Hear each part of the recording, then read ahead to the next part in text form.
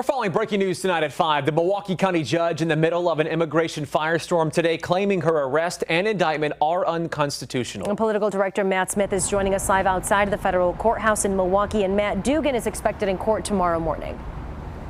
Deanna, first tonight, her attorneys at this hour arguing this entire case should be dismissed, arguing in this motion today the prosecution of Judge Dugan is, quote, unprecedented and unconstitutional, setting the stage tonight for a dramatic day in court.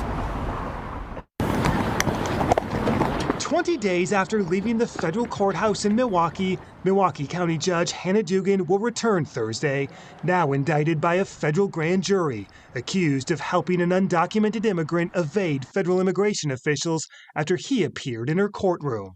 But now, tonight, the latest twist. Dugan arguing her arrest, touted by FBI Director Kash Patel, is unconstitutional. Her attorneys saying she is entitled to judicial immunity for her official acts, and because of that are asking the federal judge to immediately dismiss the case. How quickly could we see a trial in this case? If Judge Dugan wanted, they could have a trial within 70 days.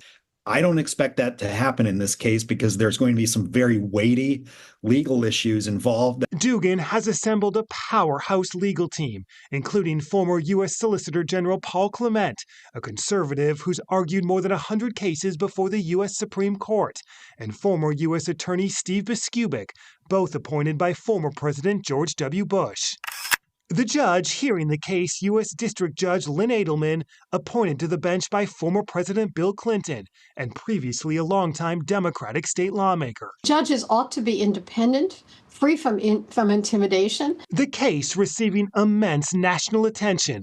Former U.S. District Judge Nancy Gertner among the more than 150 former state and federal judges nationwide condemning the arrest. If the purpose of this prosecution is simply to intimidate the bench, and the reaction to our letters suggests that's not going to work. And I can tell you it is not going to work. A lot in store for tomorrow. Matt, walk us through what is expected to happen inside federal court.